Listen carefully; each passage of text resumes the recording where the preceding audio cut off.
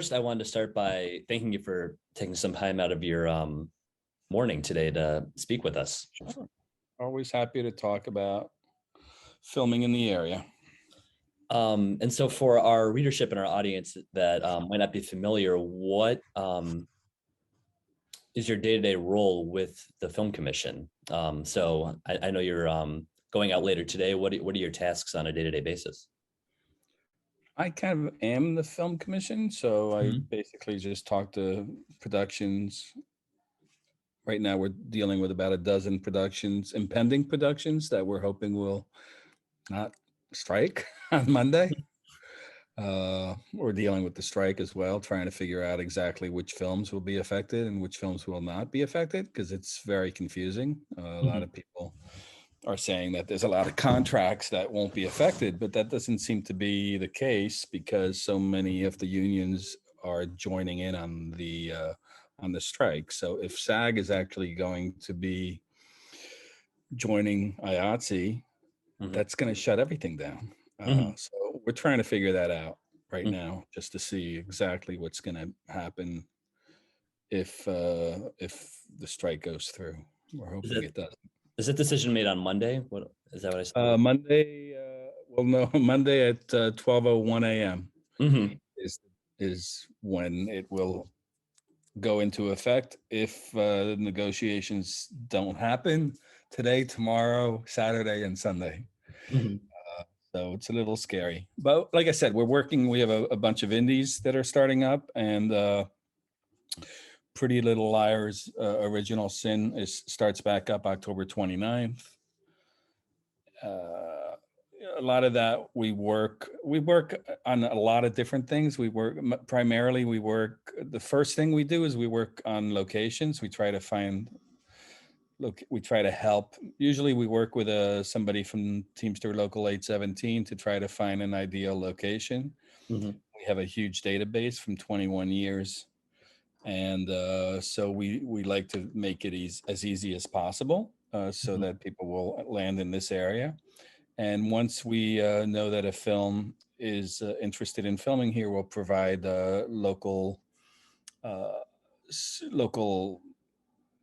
members of 52 or any production design, anything that any crew that is needed. We'll provide local directory, and we get involved in casting as well. We post casting calls a lot. We usually work with different casting agencies, whether it's Grant Wilfley or Roman Candle or local casting agencies. Mm-hmm. And what else? And then we do a lot of administrative work where we're fundraising, trying to figure out how to survive, and just doing promoting the area. Mm-hmm. And in terms of that promotion, what, in terms of distinct geography or local character, draws people into the area for productions? I mean, I hate to say it, but we work mostly with our our our focus is on blue collar Mm-hmm. workers and all the people who get there at 6 a.m. and work until 14-hour days and getting those people jobs. Sometimes we work with above the line people, producers, directors, but mostly we're referring people who are the nuts and bolts of the productions. And however, that being said, celebrity is the answer to your question. Mm-hmm. If we can, if I can post a photo of Hugh Grant and Nicole Kidman on the Wirtz Bridge and tell people that that was filmed in Kingston, Mm-hmm. or if I can post a picture of Emily Blunt and John Krasinski at the farmhouse in Pauling and talk about A Quiet Place, doesn't take much to promote to do. I can just that feeds the system, so to speak, Mm-hmm. And what? or the world. Usually, like I said, celebrity. So if I can, we usually will get screenshots from HBO or from Paramount or whoever we're working with, and then usually we are on site or on set for at least 1 or 2 days. For The Undoing, we were definitely on location and at the soundstage for quite a bit. So we have great pictures that we can share, and it gets people to understand how it drives the local economy, but at the same time, it gets eyes on the area. A Hmm. lot of people like to visit, those bridges in particular are the bridge in A Quiet Place. Was also used in I Know This Much Is True, the Mark Ruffalo Mm. series. The Wirtz Bridge has been used in probably 6 films, but Hugh Grant actually says the words Wirtz Bridge as he's approaching it in episode 6. So that kind of stuff, you know, we like to post that stuff because it gets attention, and it's there's no point in ignoring the fact that celebrity drives the business. So Hmm. as much as we like to focus on the below the line workers, facts are that people are interested in big celebrity names and stuff. Hmm. What do you find is specific to the Hudson Valley that draws in these productions that they've selected over anywhere else? Is it in terms of a particular visual look or like the character of the individual towns? What do you think is driving these productions to come? Well, I think our proximity to New York City can't be ignored. We're only an hour and a half, I would say an hour and 15 minutes to 2 hours, depending on which county you're in. But what's amazing about the Hudson Valley is its history. It's got a very rich history of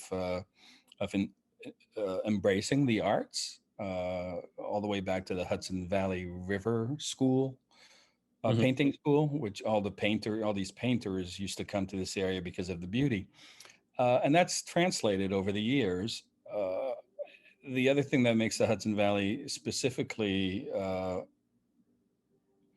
great to work in, other than the fact that people embrace the arts, is the fact that you can film anything here. We have mountains, we have farmland, we have urban settings, we have a lot of historic settings. We have a lot of modern settings. So you can film anything here. We have the Gary Center at Bard.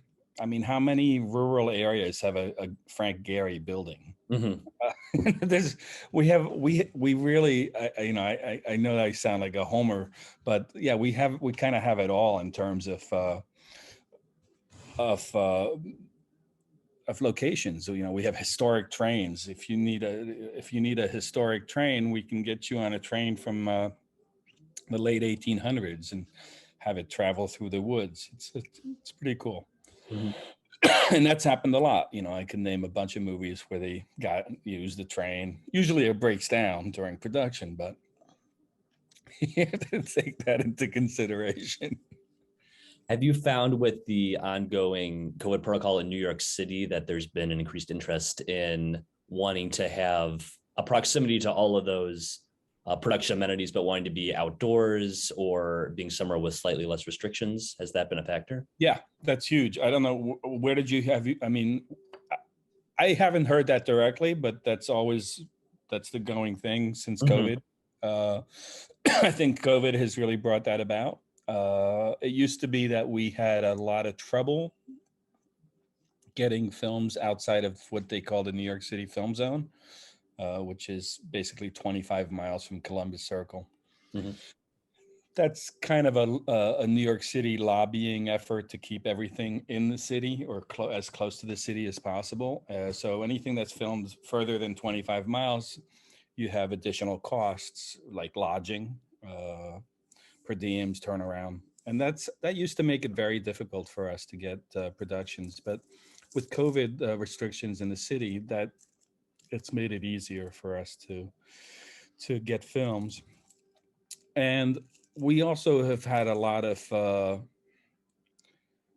we've worked a lot with HBO in particular, uh, since I Know This Much Is True. I know that was the first big series from HBO that filmed here with Mark Ruffalo, and they used so many locations, and the word spread from that. It's such a small business that The location manager for I Know This Much Is True is a fantastic location manager who knows all of the other fantastic location managers. And Mhm. we were able to find a road.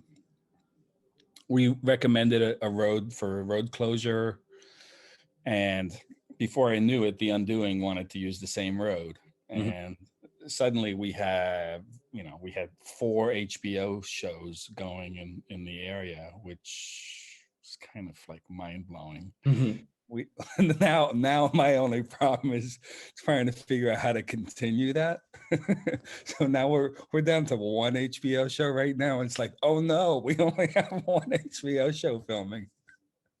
So what's the one HBO show that's currently? Right now we have Pretty Little Liars, Original Mhm. Sin, which is a kind of a phenomenon of all its own, because the fan base behind that series is insane. Mhm. I don't mean that in a bad way. I mean that it's mind blowing how many people are so psyched about seeing it. Mhm.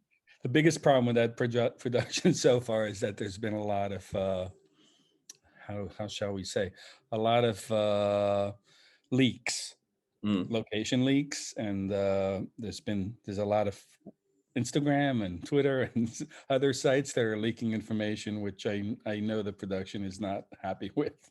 Mhm. That almost never happens with most productions, but again, the fan base is so thirsty for information that it's made it interesting. It's made it really interesting. We had one post for that movie where we posted for a cheerleader for experienced cheerleaders, and we had 800,000 views on Mhm. that post. We don't get 800,000 views for casting posts. That was unbelievable. So now we've decided that anytime we do any post, we add the word cheerleader in it. That's a joke. But I think you're absolutely right. I think because that show, the original, ran for like I want to say 8 seasons. It just it went on, and so I think it just really fueled that fan base, and it's been off the original series for I want to say like 6 or 7 years, and so I Yeah. can really see the pent up anticipation for something new. Oh my God, it's unbelievable. And they're filming they're filming 8 miles from where I am. So it's great. They've already hired tons of people. And it's going to continue through at least through early April 2022. And then hopefully we'll get a few more seasons out of that. But 2021, we also had The Sex Lives of College Girls. We worked with Mindy Kaling on that.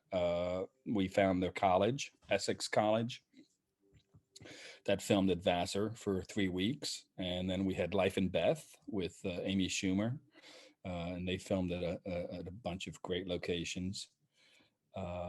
We had the Untitled Nick Wooten project by the Justin Lin, the director of Fast and Furious. Mhm. Shockingly, they did a car scene, Mhm. a car crash scene, which was awesome.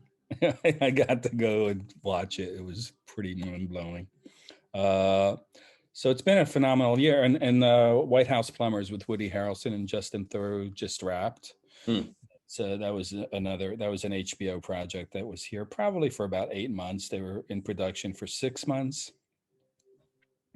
They're wrapping up the offices right now. They just did 2 weeks in Washington, D.C. But that's the same location manager for that did I Know This Much Is True. So it's all about making sure that we can keep everybody happy, and that's difficult because there's always somebody who's upset. We've been to a lot of town meetings trying to explain how traffic control works and how much money comes into the area and how many people are hired in the area. People, I'm one of those people. Balance. I would say that it only takes one person to complain, Mhm. and that can make things complicated. Mhm. So we've had issues, uh, and most people don't understand how many local people are being hired, or how vendors are being compensated, or how location fees are being paid. And we just did our third quarter report the other day, and we're up. we track direct spending, including location fees and how much is spent, and we're up around $49 million, which is that's not the full budget. That's direct, direct local spending, and that's a considerable amount of money being spent in the area on locations, lodging. The hotels adore having the films here because we rented, I think, over 15,000 rooms in the last quarter. Local crew, there's a huge amount of local crew, local union crew, and they would rather work close to home than have to travel to the city to work any day of the week. They don't get compensated to travel to the city. So if you can work 20 minutes from home or 30 minutes from home instead of having to take a train or commute to New York City, which is an hour and a half to 2 hours away, it's something that all crew members and cast members are willing to do. As far as background actors, for example, I think we had over 1,500 background actors hired in the past quarter. I mean, I understand, everybody needs to understand that those are all part-time gigs, but that's a lot of, it ends up being a huge amount of money. A lot more money than most businesses bring into the area. And the beauty of it is that they don't come in and build some unsightly structure and that they leave behind for the local town or city to have to deal with. So they come here, they spend money, they leave. It's pretty cool. And then we get promotion out of it because people see the films and they're like, oh, I wonder where that was filmed. I mean, there's a few areas, like I said, the bridge that was used in A Quiet Place, the Undoing, the Second Street up in Athens, which was used for War of the Worlds. Those have all become kind of cultural tourism sites where people just come here to visit those places. For about 8 years, we had a German miniseries filming here called the Katie Fjord series, and it was a huge hit in Germany. And so we used to have German tourists just come to see these places, and that's it all helps.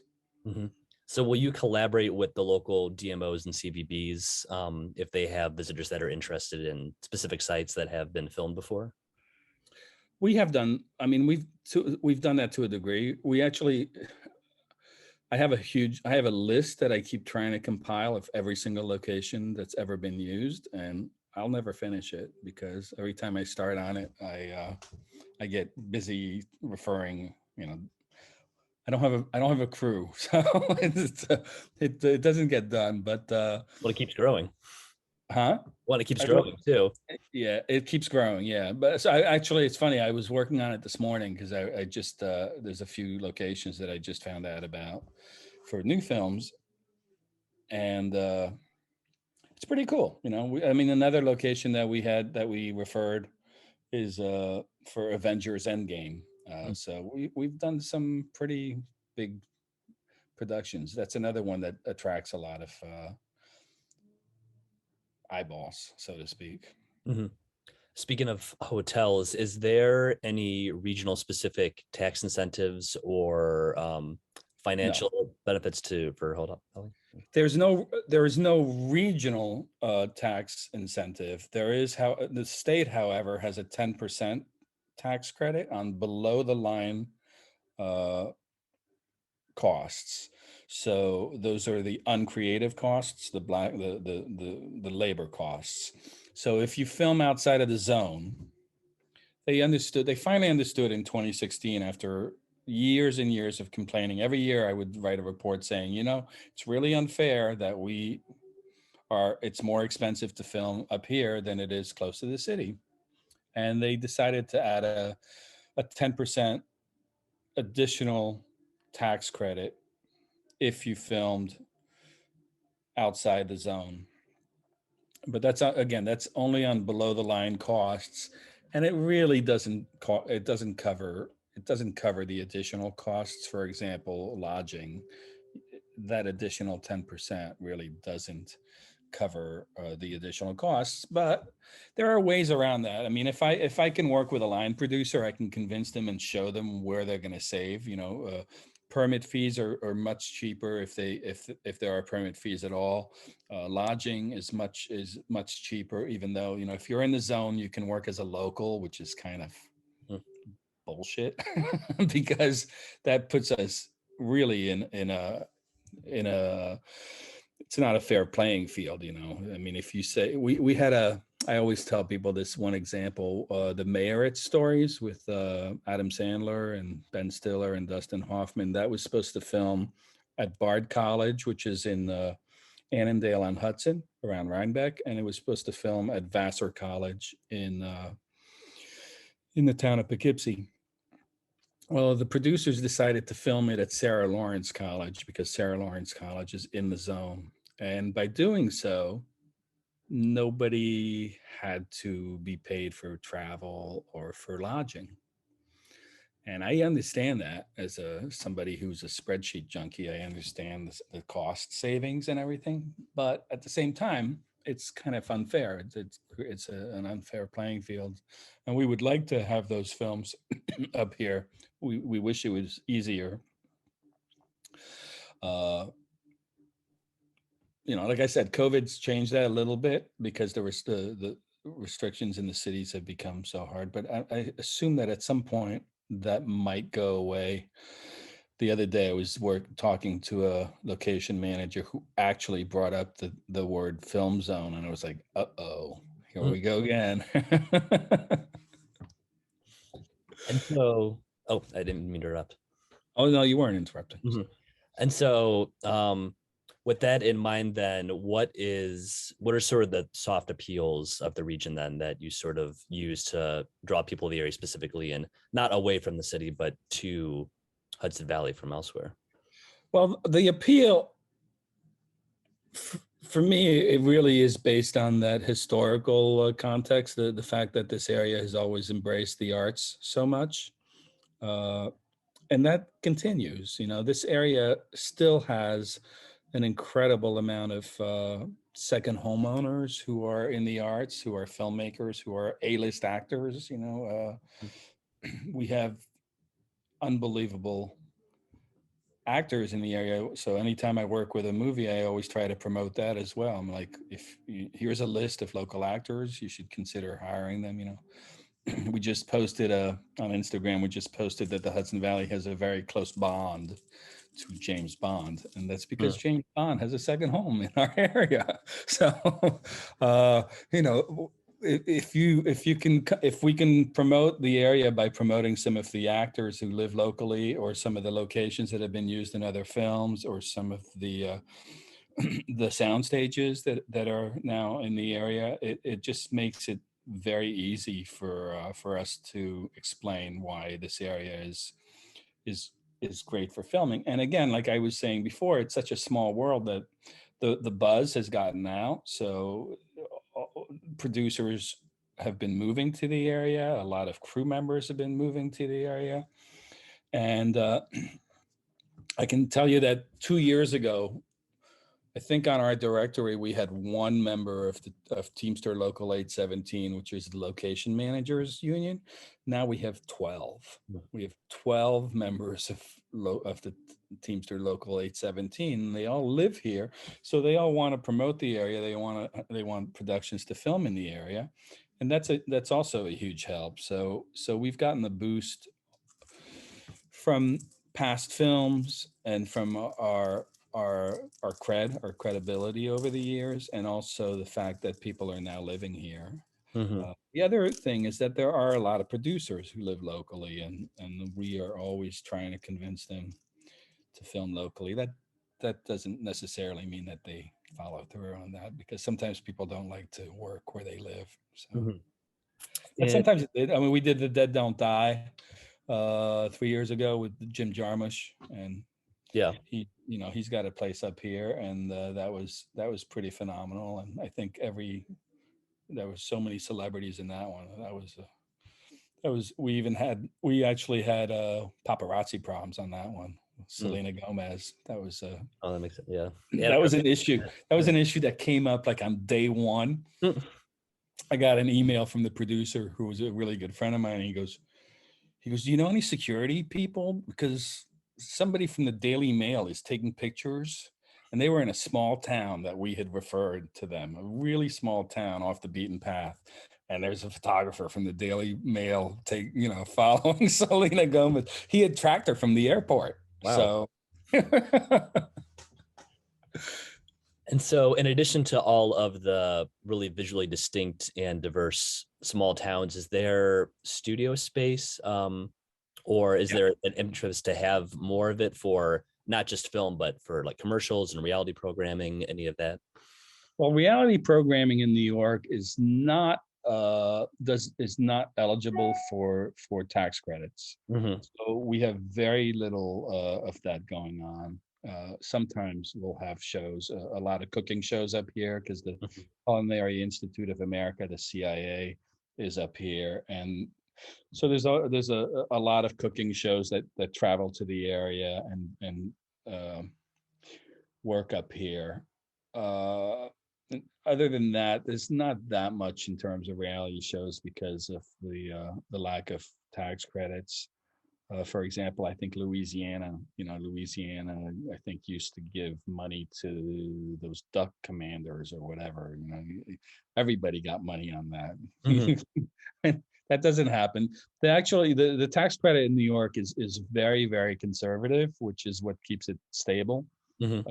But it also, we lose a lot of productions because it's not across the board. So we've lost a lot of films, for example, to Massachusetts because Massachusetts will give you a tax credit across the board. So, for example, we lost the movie Joy with Jennifer Lawrence Mm-hmm.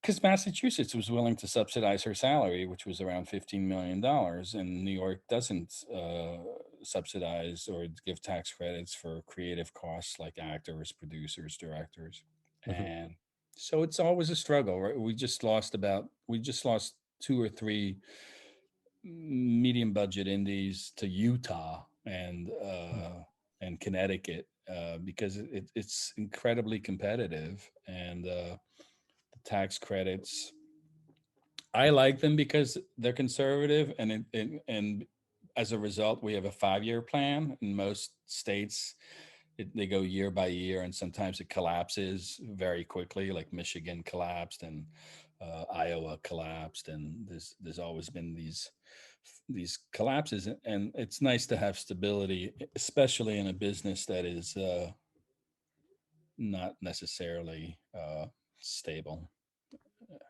Mm-hmm.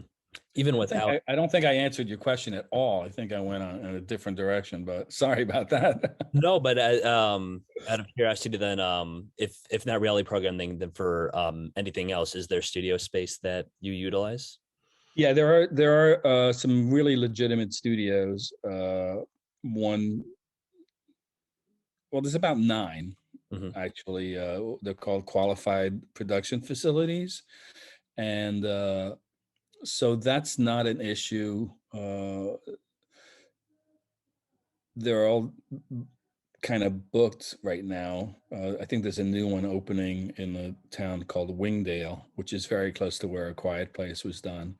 Uh, but that's not an issue. And the thing about the certified production facilities is that that's kind of like, if we can get a show like Pretty Little Liars into one of those spaces, and when I say we, it's like I'm not the one who, I can refer those places. I'm not the one who actually makes those referrals all the time. I wish I was, but if a facility has a contract with a TV show that's going to go on for years, that brings incredible stability to the region in terms of film and TV production. We haven't seen that yet. I'm hoping that with Pretty Little Liars, that'll be the case, and I hope they're here for 3 years. And hopefully some of the other facilities will get shows, seasonal shows. Most of the shows that we've done with HBO are limited series. Mm-hmm. The Undoing was a 6-part series. High Maintenance filmed here for 1 episode. Sex Lives and College Girls just did the college scenes. Hopefully that show will be a huge hit, and they'll have to come back every year to do their college scenes. Mm-hmm. That's but it's so you never know, because some things get canceled, things disappear. So And so, have you found that it's been more of a challenge with limited series as opposed to something that's going to be renewed year to year on a network model? Now we have more of the streaming model where you have a lot of like movie stars or higher end producers and writers that are coming in for 6 or 8 or 10 episodes. It a challenge to have more visual variety or have more of a churn in terms of the individual productions. it's definitely more challenging. Mhm. But at the same time, most of those groups come in very early and they become experts in the region. So with with the location manager from I Know This Much Is True, we worked with it. We made huge amounts of referrals very early on. But now, if I want to know something, I ask him because he's like the he's got 5 people working for him. He knows the area like the back of his hand. And he's always telling me, it's like, oh, we just found this great jail. You might want to check it out. So they're experts. That's what they do for a living. I'm not a location manager. I just know the area well enough that I can make recommendations. I did recommend Vassar College, and I made recommendations for Life and Beth. But originally, like I said, with I Know This Much Is True, we made a lot of initial recommendations, and that's true with all the location scouts and managers. We did that with Pretty Little Liars. I was talking to their location manager back in November of 2020. So we will do anything we can to share information and to make it as easy as possible for them. And then we know that they will become experts in the area, and uh, they just move on from our initial contact. Mhm.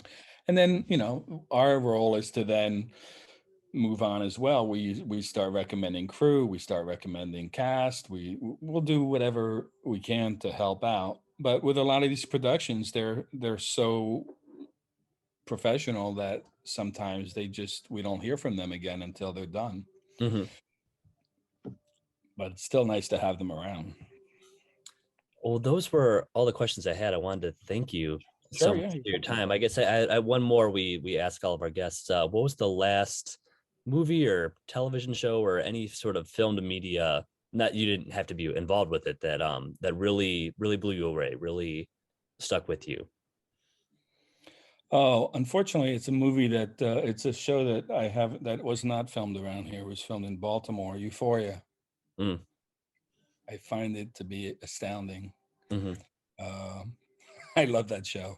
Yeah, And and it's another HBO project, huh? another HBO project.